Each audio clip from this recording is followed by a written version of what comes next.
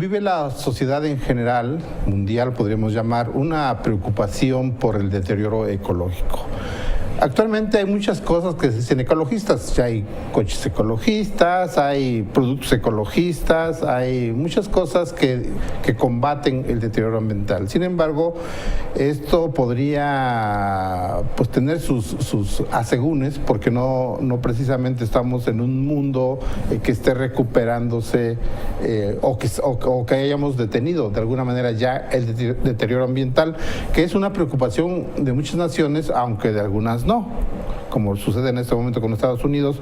Pero bueno, vamos a hablar en esta ocasión con el doctor Miguel Rubio Godoy, quien es el director del Instituto Nacional de Ecología, lo que es conocido como INECOL, un instituto dedicado exclusivamente a estudios e investigaciones en la materia. Doctor, estamos hoy en su casa, aquí en sus instalaciones.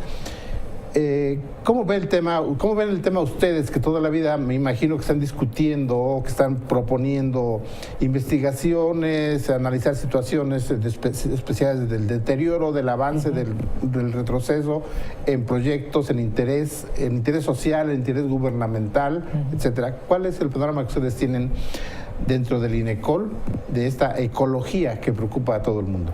Muchas gracias, Joaquín. Antes que nada, muchísimas gracias por la invitación a compartir pues, nuestras opiniones contigo y con tu auditorio. Quizá antes de empezar a responder tu pregunta puntual, convendría definir qué es la ecología, porque también es un término que se ha sobado y resobado tantas veces que ya significa muchas cosas y no significa. Todo es ecológico. Claro, entonces, estrictamente la ecología como disciplina surgió a mediados del siglo XIX. La propuso un científico alemán, Haeckel, y lo que él dijo que es la ecología es el estudio de las interacciones entre los organismos y su entorno para básicamente definir dos cosas: dónde están los organismos, la distribución, y la abundancia, cuántos hay. Entonces, si nos vamos estrictamente a la ecología, es exactamente eso.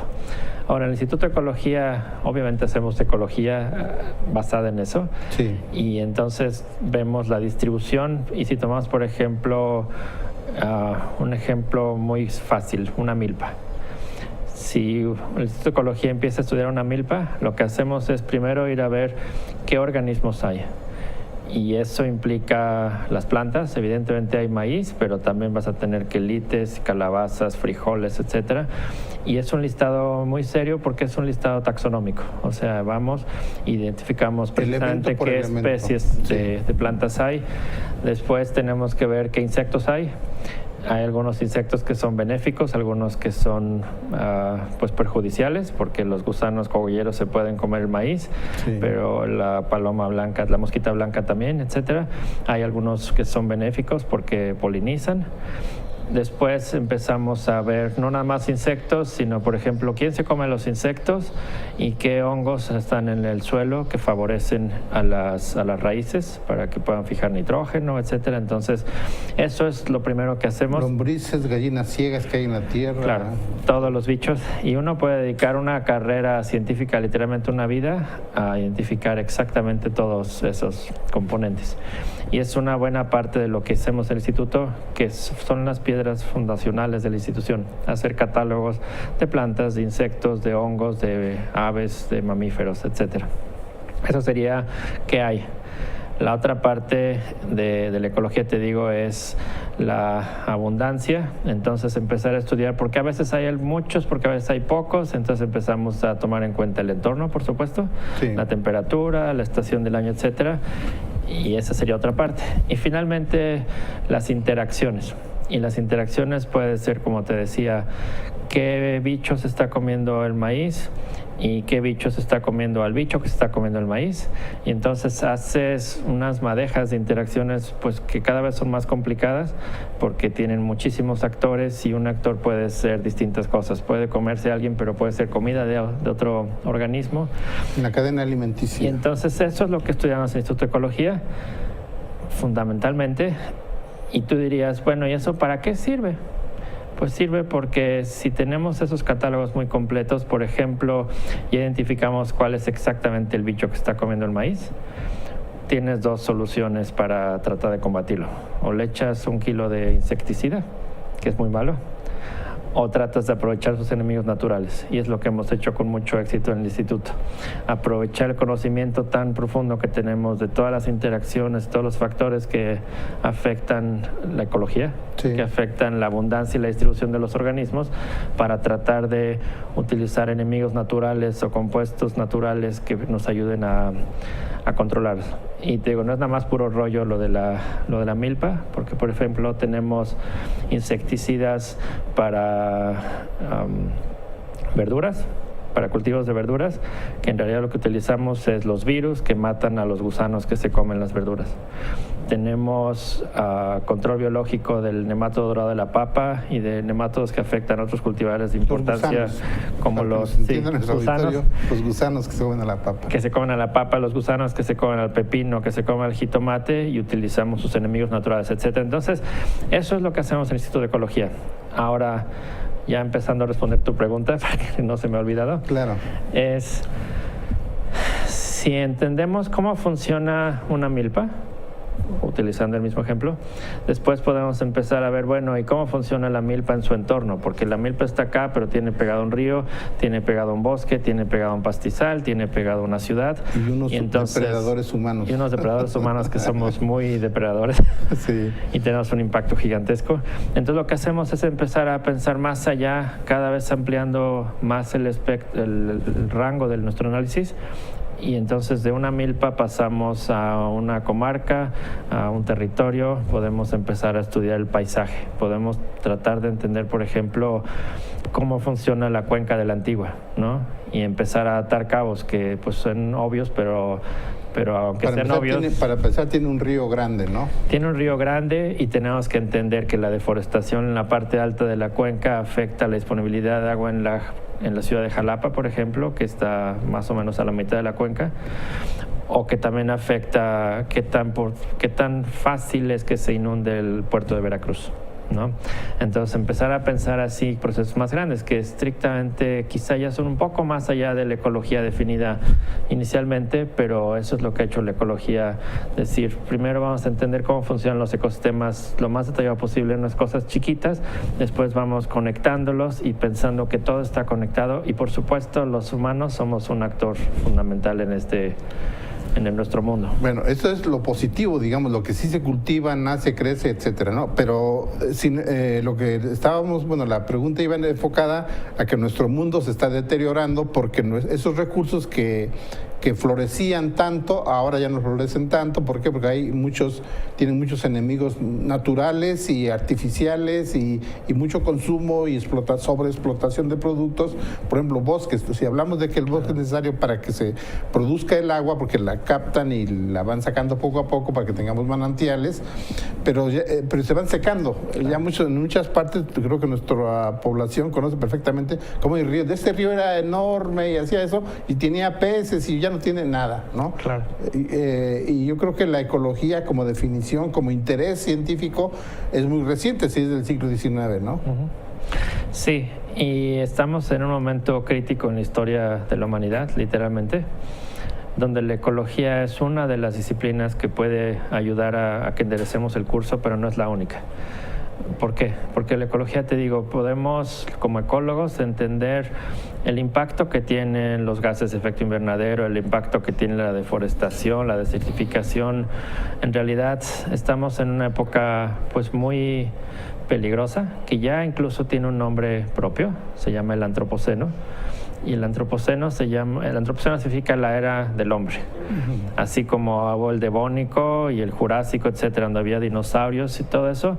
Los nombres de las eras geológicas se determinan porque tú, si haces estratos geológicos, puedes ver que hay capas. Entonces, en el Carbónico obviamente había mucho carbono, en el Jurásico había muchos, etcétera. No soy geólogo, pero lo que sí sé es... Había el Parque Jurásico, vamos a llamarlo. Claro, el Parque Jurásico, el Devónico, etcétera. O sea, las eras geológicas que son estratos que sí se pueden determinar por las características que tienen en la corteza terrestre.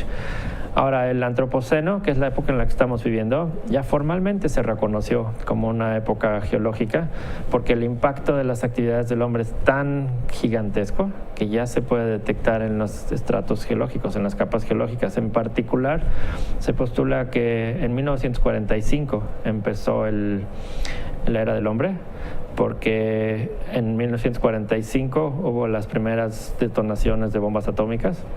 Un poco antes, un poco después, ¿no? Hubo algunos ensayos en Nuevo México, etcétera, pero a partir de más o menos la Segunda Guerra Mundial, Hiroshima, Nagasaki, después los ensayos de bombas nucleares en los atolones de Bikini, etcétera, hubo muchas explosiones y entonces toda esa radiación se puede detectar geológicamente en las capas de la Tierra, y eso es nada más, digamos, un elemento.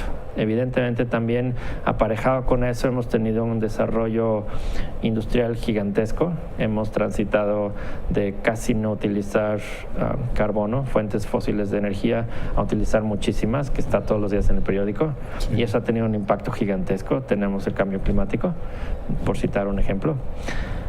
También tenemos que darnos cuenta de que es un problema de números, de que tenemos una población humana desbordada, 7,000 millones, y no tiene muchos visos de que vaya a decrecer muy pronto. Entonces son muchas cosas que todas las podemos englobar en el Antropoceno. Y entonces el Antropoceno ya está definido, es nuestra época, y yo digo que el Antropoceno es un monstruo con muchas cabezas, porque tienes cambio climático, que es una cosa, calentamiento global, que es otra cosa, son muy parecidas, desertificación, pérdida de biodiversidad, pérdida de bosques, sequías, o sea, son muchas calamidades y todas están relacionadas porque todas, si bien algunas tienen cierta fuente de variación natural, todas podemos encontrar el origen en que somos como especie, los humanos, muy abundantes, muy exitosos porque estamos en prácticamente todos lados y tenemos, gracias a la tecnología, la capacidad de ejercer un impacto en el ambiente mucho más grande del que solamente podríamos tener por nuestro número. O sea, tú y yo respiramos y emitimos una cantidad de dióxido de carbono, pero tú y yo utilizamos un coche para venir acá y eso produce mucho más. Quemamos combustible, utilizamos una casa con electricidad, vivimos en una casa con cemento. El cemento para producirse generó muchísimo dióxido de carbono. Comemos alimentos que probablemente fueron fertilizados. Esos fertilizantes también a la hora de producirse, a la hora de liberarse del ambiente, liberan gases de nitrógeno y de azufre. Todas esas cosas pequeñas. Vienen en bolsas indestructibles. Exacto, entonces tenemos un impacto gigantesco. Y regresando a tu pregunta, sí es muy importante entender que la ecología nos puede ayudar a decir todas esas cosas que te acabo de decir, ¿no? O sea, el vivir en casa de cemento y el construir cosas con cemento tiene un impacto ecológico a nivel global. El transporte tiene un impacto, la generación de electricidad tiene un impacto, un montón de actividades, pero también tenemos que ser muy conscientes de que la ecología lo que puede hacer es darte estos datos y decir, aguas, no vamos en buen camino. Y no es una cosa que diga yo nada más. Justamente en estos días están reunidos en Bonn, en Alemania, para la cumbre de cambio climático. Están los ministros de medio ambiente y científicos de todo el mundo, y las noticias que van a darnos pues cuando salgan los comunicados no son muy buenas. Es la era del hombre en la Tierra, pero no es para bien. No es para bien y no sabemos, hay una gran incertidumbre de qué puede pasar. Y la incertidumbre está ahora sí que científicamente justificada. Sabemos que en los últimos 800,000 años, nunca había habido tanto dióxido de carbono ni gases de efecto invernadero en el ambiente, y sabemos también que este año, después de 4 años de que había estado muy estable, a pesar de que nos hacíamos patos y dijimos que íbamos a cambiar y que íbamos a contaminar, seguimos haciendo lo mismo y se había estabilizado el dióxido de carbono en la atmósfera. Entonces pensamos, bueno, ya lo hicimos, no tenemos que hacer nada y solitos vamos a cumplir con los acuerdos de París, por ejemplo. y no es cierto. Y viene, ya Trump, otra vez Trump y dice, el presidente de Estados Unidos dice, yo no reconozco eso si vamos a producir otra vez dióxido de carbono en Estados Unidos, ¿no? Exacto, pero entonces aquí lo que es súper importante, que yo creo que es el mensaje principal que me gustaría dar, es la ecología te puede aportar todos estos datos, te puede dar las explicaciones, te puede hacer los pronósticos más o menos certeros de lo que pensamos que puede suceder, pero la ecología tiene sus límites. Y la ecología no funciona como ciencia, no puede tener un impacto si no convencemos a la sociedad, si no convencemos a los políticos, si no convencemos a los empresarios de que hay que hacer algo.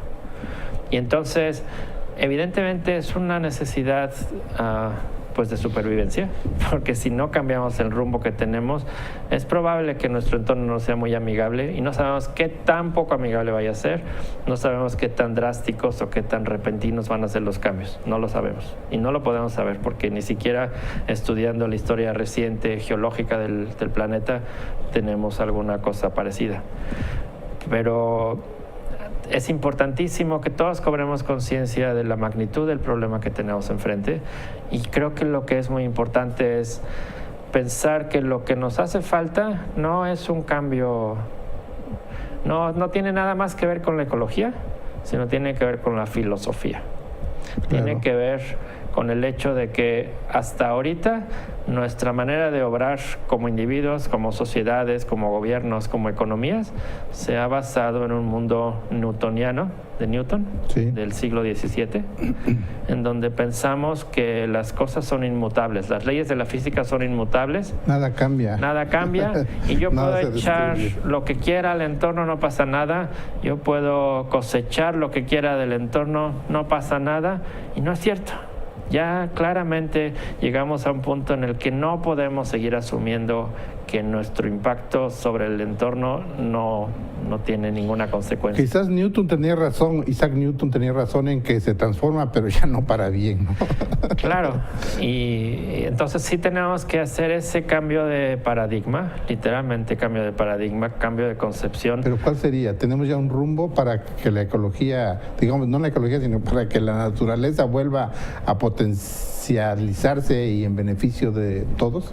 Pues sí, y por ejemplo, justamente las cumbres de cambio climático, los que están reunidos ahorita en Bonn, o el panel intergubernamental de cambio climático, que es una asociación de científicos convocados por las Naciones Unidas, todos ellos trabajan y hacen recomendaciones y los políticos acordaron en el Acuerdo de París hace 2-3 años que iban a limitar las emisiones de dióxido de carbono, etcétera, y de gas de efecto invernadero. Pero lo malo es que todo queda en papel. Sí.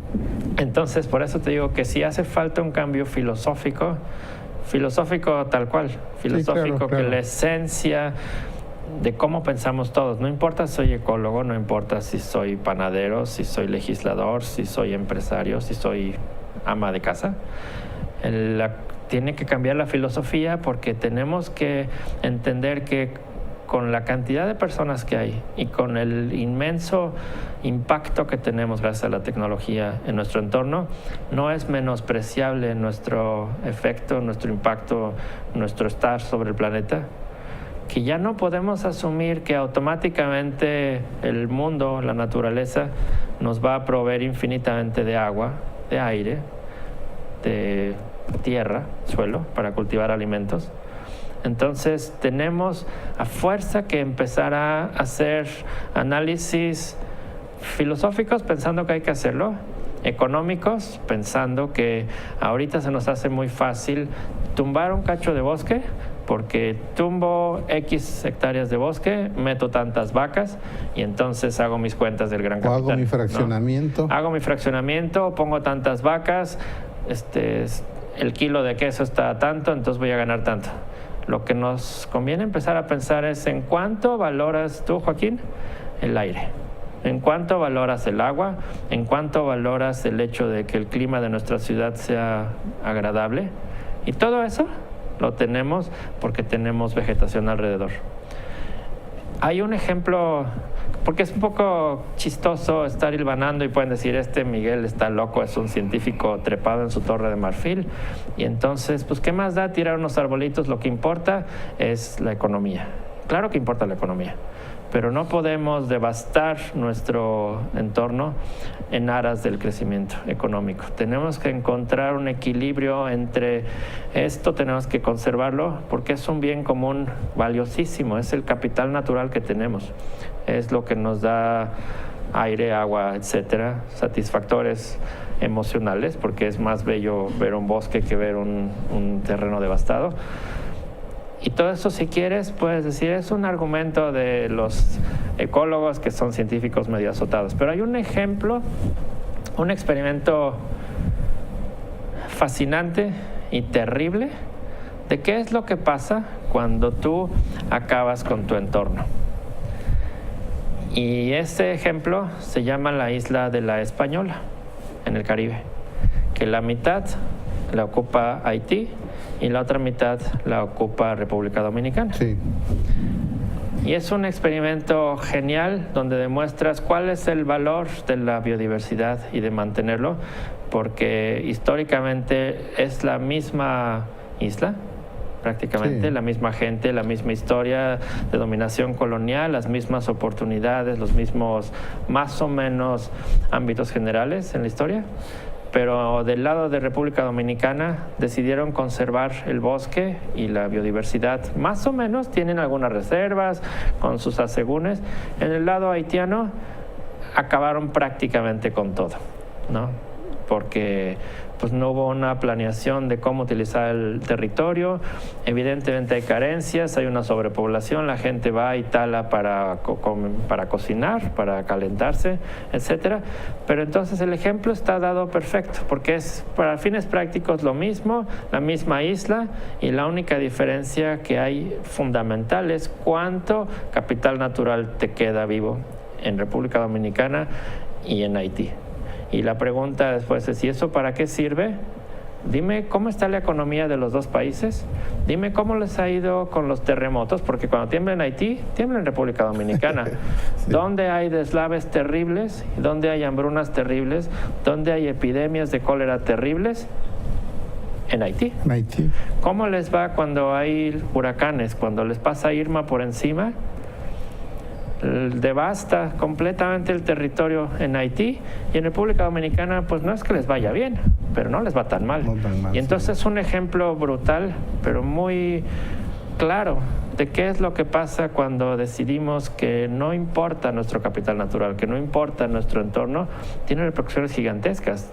Es de la calidad de vida en el más amplio sentido, que tenemos acceso a satisfactores elementales por los cuales no siempre estamos dispuestos a poner un precio, o no siempre los consideramos como benefactores indispensables, ¿no? Sí, porque consideramos más importante tener aparatos eléctricos más modernos, mejores, claro, de mejor color y presentación, pero a veces la mejor vida estaría en una tranquilidad con la naturaleza, una interconexión, digamos que no estemos destruyéndolos. Claro. El bien universal, ¿no? Claro. Y a escala más regional, lo que tú me preguntabas, ¿qué hace el Instituto de Ecología para promover el desarrollo sustentable? Que es una palabra también muy sobada. Pero vamos a detenernos en la palabra sustentable.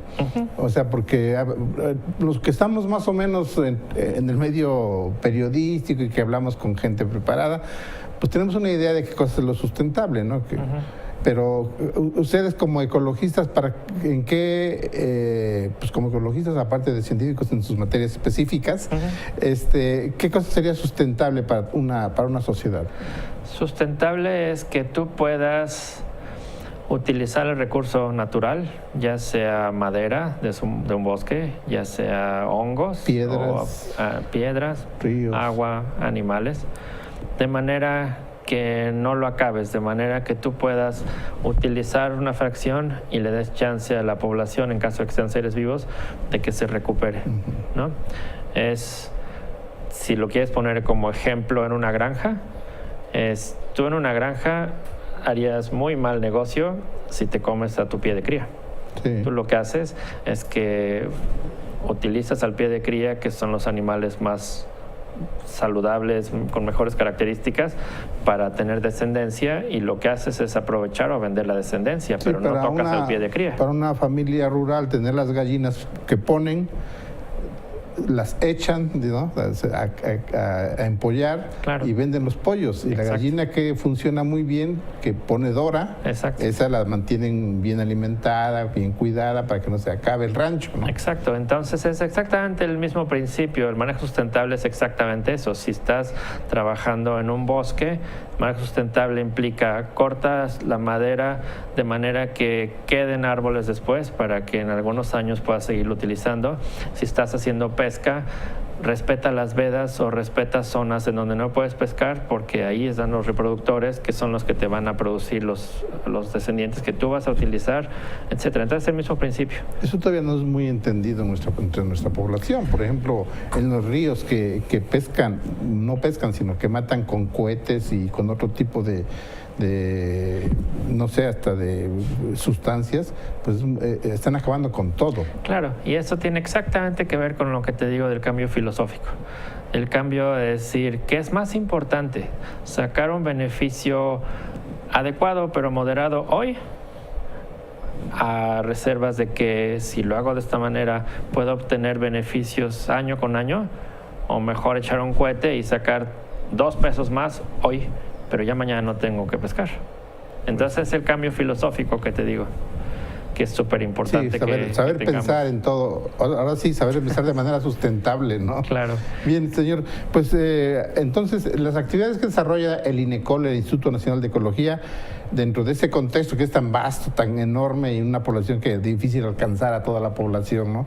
Pero ¿qué están haciendo ustedes en lo específico? Trabajamos en distintas cosas. Uno, que es una parte muy importante y que agradezco muchísimo el foro, es esto, platicar, porque tenemos la obligación de comunicar lo que hacemos, ¿no? Como es la obligación desde el punto de vista ético, porque uno tiene que hacerlo. Y 2, porque somos un centro público de investigación. Vivimos de los impuestos que paga este país, entonces es justo que retribuyamos lo que recibimos. Y te puedo dar ejemplos a nivel regional y a nivel más grandote. A nivel regional, el Instituto de Ecología, por ejemplo, lleva cerca de 2 años y medio, casi 3, trabajando en hacer un ordenamiento territorial de la ciudad de Jalapa, pensando que la ciudad de Jalapa, para que sea habitable, que sea agradable, tiene que considerar su entorno. Entonces lo que hicimos fue hacer un estudio que se llama Ordenamiento Territorial de Jalapa y los 10 municipios que la circundan.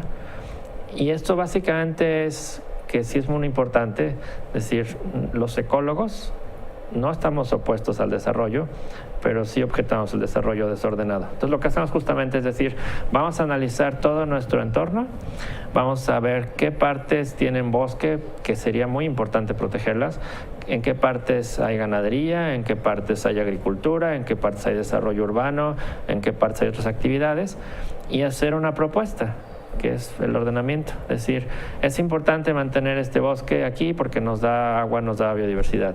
Esta parte tiene la mejor vocación por la agricultura, por el tipo de suelos que tiene, porque hay derrames de agua naturales, etcétera. Para el crecimiento de la industria, la zona más adecuada es esta. Para la ciudad, el crecimiento es este. Debería de acotarse a este tamaño. Hay zonas áridas también en las cercanías, ¿no? Claro. Y entonces lo que hicimos, afortunadamente, hemos ya hecho el trabajo completo y espero que pronto se legisle para que ya sea un decreto el ordenamiento, y sería el primero en el país, el primero en donde una ciudad capital no solamente considera su territorio, sino el territorio de los municipios vecinos, para pensar en un todo. Esta idea que te digo, no basta estudiar la milpa, sino entender que está inmersa en un territorio. Eso lo hicimos.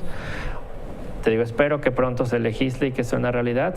Una cosa que también salió de este estudio fue que identificamos que había varios manchones, nosotros los llamamos islas, sí, de bosque bien conservado, bosque en la parte alta, selvas en la parte un poco más baja, en los municipios más hacia Tierra Caliente, que estaban bien conservados, y el instituto propuso que era muy importante conservarlos, y entonces se propuso la figura de reserva en archipiélago, porque no es una reserva continua, sino son pequeños fragmentos de bosque, como islas de bosque, sí, en medio de pastizales, campos agrícolas y ciudades, y eso ya se legisló. Entonces ya existe esa figura de protección legal de estos manchones, y eso sería, por ejemplo, una cosa que hicimos a escala chiquita.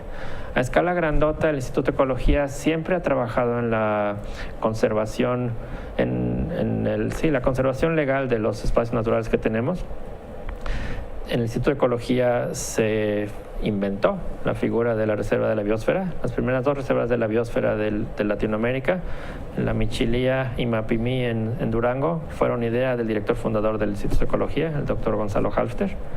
Y es una cosa que nunca hemos abandonado. Entonces, otra de las grandes cosas que hemos hecho recientemente es que apoyamos el decreto para hacer el parque marítimo más grande de Norteamérica, que esperemos que se promulgue el 27 de noviembre, en 2 semanas, y es el Parque Nacional Revillagigedo. Porque el Revillagigedo, ¿te acuerdas? Son las islas que están frente a Manzanillo, sí, que es pues son muy lejanas de la costa mexicana, pero son parte de nuestro territorio. Estaban protegidas como reserva de la biosfera. Son muy importantes porque tienen muchas plantas y organismos endémicos, o sea que solamente existen allí, un poco como las Galápagos, las Galápagos mexicanas, si quieres. Y estaban protegidas, digamos, nada más las islas y las aguas inmediatamente alrededor de las islas. Y lo que se hizo ahora fue promulgar un parque nacional que es una figura legal de protección mayor y hacerlo mucho más amplio. O sea, estamos hablando de 14 millones de kilómetros cuadrados. No, 14 millones de hectáreas. Hectáreas, sí. Kilómetros cuadrados sería más grande que el país. 14 millones de hectáreas que están protegidas y el Instituto de Ecología estuvo aportando lo que sabemos hacer. O sea, decir hay estas plantas que son endémicas, hay estos microorganismos, hay estos peces, es muy importante protegerlos por esto y esto. Están los estudios genéticos, o sea, todas las cosas teóricas de ciencia básica que generamos, también siempre procuramos que sirvan de algo concreto, y en este caso toda nuestra aportación técnica fue dar el sustento de por qué es muy importante decretar el Parque Nacional. Y entonces es lo que hacemos, ¿no? O sea, escala chica y escala grandota. Son muy grandes pasos esos, ¿verdad? Y aunque estudiar, por ejemplo, bueno, ya escuchamos la propuesta sobre la zona de Jalapa, la que circunda Jalapa, pero tener un estudio global, por ejemplo, del estado de Veracruz, el Golfo de México, sería muy complicado, requeriría muchos recursos, ¿no? Para tener una idea concreta de qué hacer, ¿no? Sí, sí sería muy complicado, sería muy bueno. Hay algunos esfuerzos para hacerlo y nosotros hacemos lo que podamos aunque no tengamos tanto recurso. O sea, obviamente hemos estudiado el estado de Veracruz porque aquí estamos basados. Entonces lo conocemos, algunas zonas las conocemos como la palma de nuestra mano. La cuenca de la Antigua llevamos 35 años estudiándola y la conocemos súper bien, ¿no? Conocemos las plantas, conocemos los animales, conocemos la geología, la hidrografía, un montón de cosas. Algunas zonas del estado las conocemos también muy bien, los Tuxtlas, por ejemplo, donde hay todavía la reserva de la biosfera y hay ecosistemas muy interesantes y únicos que sería importante conservar. Y otros estudios más globales los hemos hecho un poco como en rompecabezas, de que tenemos algún estudio por la zona de Alto Lucero, algún estudio por el norte, por Papantla, etc. Tenemos así un mosaico. También se pueden utilizar las tecnologías modernas, los estudios por satélite, que nos dan una muy buena idea de algunas cosas. Por ejemplo, qué tan deforestado está el estado, y es una tristeza porque nos queda cerca del 3% de la cobertura vegetal original, o sea, nada. Entonces, por lo menos sí sabemos dónde está. Y como tú dices, hacer el ordenamiento territorial sería muy costoso, sería importante, pero más que ahorita, si ya sabemos que queda poco espacio natural conservado, más que hacer el estudio en todo el estado, deberíamos de concentrar esfuerzos en esos pequeños espacios que quedan, y eso sí lo hemos hecho. O sea, a ver si sirve como pie de cría. Como pie de cría, claro, porque otra cosa también muy importante de la ecología que hacemos en el instituto es decir, bueno, vamos a tratar de entender cómo funcionan los ecosistemas bien conservados, pero aprovecha ese conocimiento de cómo funciona un sistema intacto para tratar de regenerarlo, ¿no? Claro. Tenemos experimentos en donde si tenemos los listados de qué árboles hay en distintas zonas del estado, en distintas elevaciones, hemos hecho experimentos en el jardín botánico de cómo germinarlos, de cuándo conviene sembrarlos, etcétera. Todo eso ya lo estamos utilizando para tratar de regenerar bosque mesófilo de montaña, por ejemplo. Sí, porque se ha hecho, bueno, ya que toca ese tema, por ejemplo, aquí en la zona se ha hecho esfuerzos de reforestar por años, no sé, mínimo 3 décadas, ¿no? don Rafael Hernández Ochoa era un ecologista de corazón. Claro. Vamos a reforestar el cofre de Perote. Y reforestación, y de ahí para acá muchísimos esfuerzos Sí. que no se ven. No se ven y Tal vez no era el momento, no fue la semilla, no fue, no sé. No sé claro, o sea, es un esfuerzo muy loable, no se puede hablar mal de nadie. Claro. En realidad era un esfuerzo sincero porque la cosa funcionara, pero no tenían el conocimiento científico necesario para que prosperara. Claro. O sea, se hacían árboles, se cultivaban árboles en viveros, y se asumía que los árboles que un árbol es un árbol y que un árbol es muy lindo y funciona en todos lados, y no es cierto. Y tenemos ejemplos obviamente fundamentales y muy recordados por todo el mundo. El doctor Hernández Ochoa, por supuesto, fue un gobernador muy visionario, sí, con un gran impacto sobre la conservación de nuestro entorno. Pero, por ejemplo, Miguel Ángel de Quevedo, que tuvo la idea buenísima de fundar los viveros en la Ciudad de México, en Coyoacán, que es el responsable de que muchas carreteras de este país, que se hicieron en los 40s, en los 50s, estén arboladas, que es un gran acierto. Pero lo que no fue un gran acierto fue que escogió eucaliptos, que son especies introducidas de Australia, y entonces son una especie invasiva, ¿no? Que en muchos lugares tuvo que retirarse porque tiene un impacto muy alto sobre su entorno. Son muy agresivas porque van más o menos envenenando el piso, son muy eficientes para transpirar porque vienen de Australia, donde hace un calor del demonio. Entonces lo que hacen es que van envenenando y secando el suelo.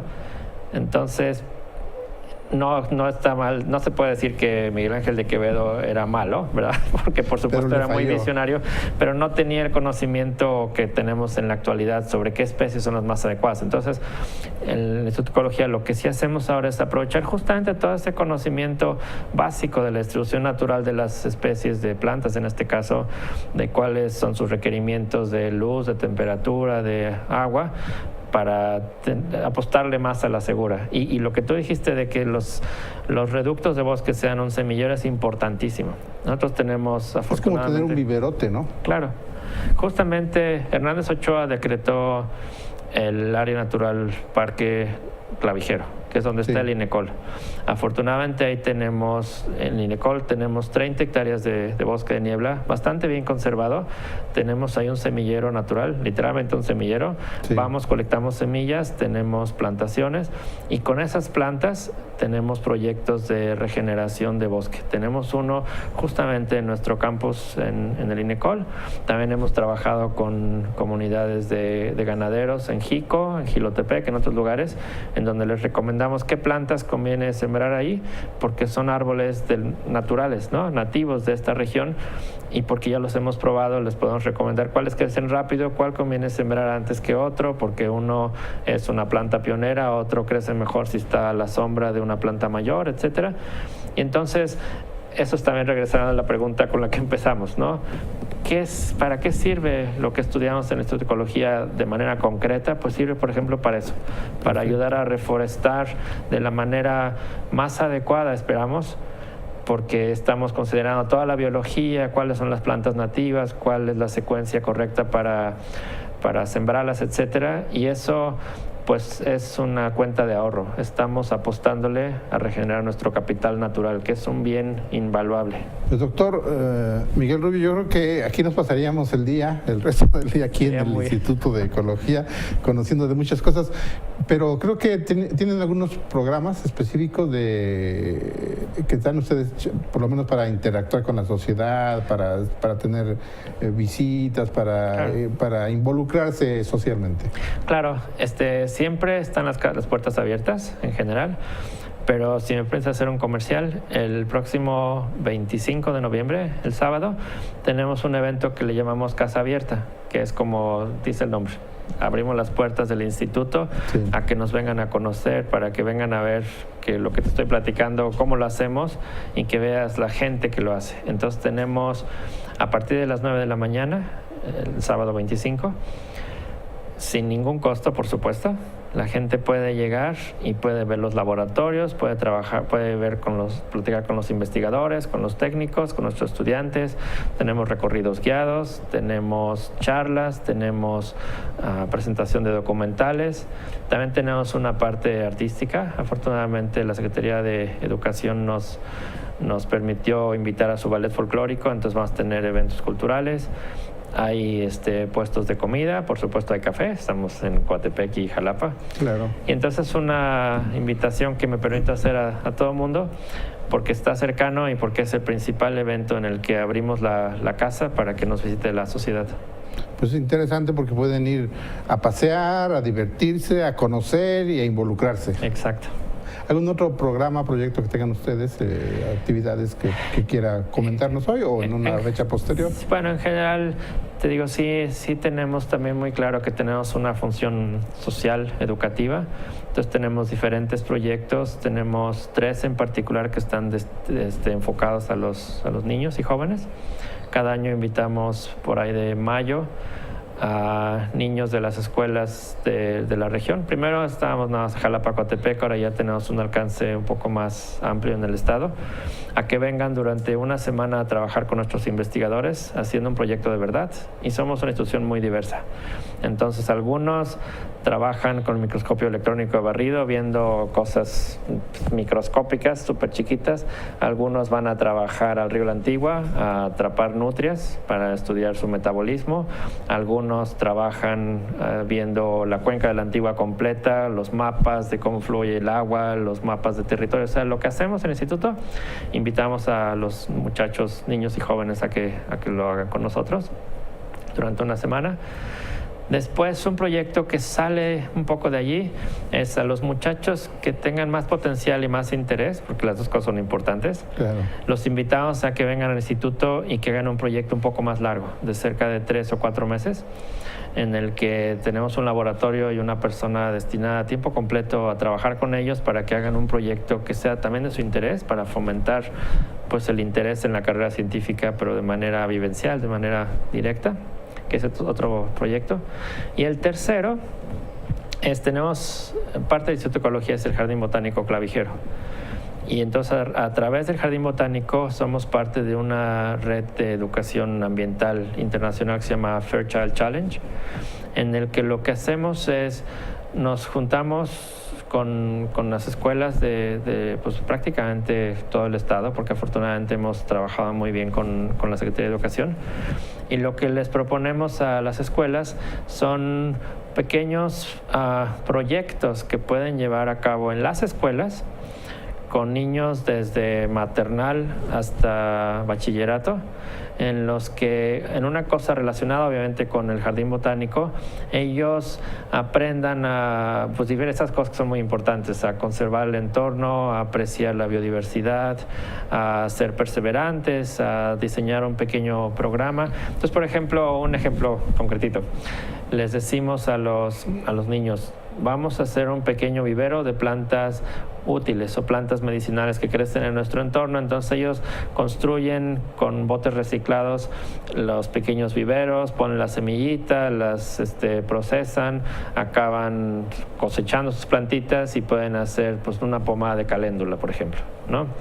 Y el chiste es que es una cosa muy bonita porque los niños ven así directamente pues el proceso, ¿no? Claro. Y el chiste es que nosotros lo que hacemos particularmente es diseñar las actividades, invitar a los maestros a decirles qué es lo que queremos hacer, cómo sugerimos que se lleve a cabo, y luego darle seguimiento. Y claro que le invitamos a los muchachos. ¿Lo hacen en niños. sus escuelas o...? Lo hacen en las escuelas. Y eso nos gusta muchísimo porque yo pienso que es como una caja de resonancia. Este año, si no me equivoco, tuvimos cerca de 12,000 alumnos que participaban en el programa. No podemos recibir a 12,000 alumnos en el instituto, no tengo el espacio ni el personal, pero a mí me encanta este programa porque estamos haciendo trabajo en común, que es muy importante, con un objetivo común, y es una caja de resonancia, ¿no? Porque es muy difícil que tenga el impacto en 12,000 niños yo solito como institución, pero a través de este esquema de colaboración sí lo tenemos. Y es muy atractivo, además muy formativo, y los profesores también se involucran, ¿no? En cuestiones que antes era más tradicional, por ejemplo, que o no sé si en algunas partes prevalezca, pero la escuela tenía su parcela escolar o tenía un pequeño lugar donde cultivaban algunas plantas, etcétera, y se ha ido perdiendo, sobre todo en el medio urbano, que no tienen ni una maceta, ¿no? Claro, sí, entonces es una cosa linda porque justo se recupera eso y se ve la utilidad, se hace la visita con los niños, no todos juntos, pero sí van al jardín botánico, ven un jardín botánico que es, ¿no? Porque no es nada más una colección no es nada más un pastizal, un lugar lindo, que sí es, pero es un lugar en donde se hace investigación, ¿no? Donde tenemos curadas las plantas, donde tenemos colecciones de plantas de interés nacional, ¿no? Por ejemplo, tenemos la colección nacional de cícadas, la colección nacional de bambúes nativos de México, etcétera. O sea, son colecciones científicas que tienen un valor tanto científico como estético, ¿no? Es importante para la gente. Y hasta comercial. Claro, y entonces es una cosa linda que mediante este programa logremos transmitir eso a los muchachos y ojalá convencer a muchos de la importancia de conservar nuestro entorno. Bien, doctor, pues vemos que tienen una amplia diversidad de actividades, de intereses, de preocupaciones, proyectos, programas, etcétera. Doctor Miguel Rubio Godoy, le agradecemos mucho este tiempo que dispuso para esta transmisión y invitamos a nuestro auditorio que en fechas posteriores seguiremos platicando con científicos de aquí del Instituto de Ecología, el INECOL, Instituto Nacional de Ecología, para conocer mucho más de eso que es tan interesante. Muchas gracias, hasta pronto.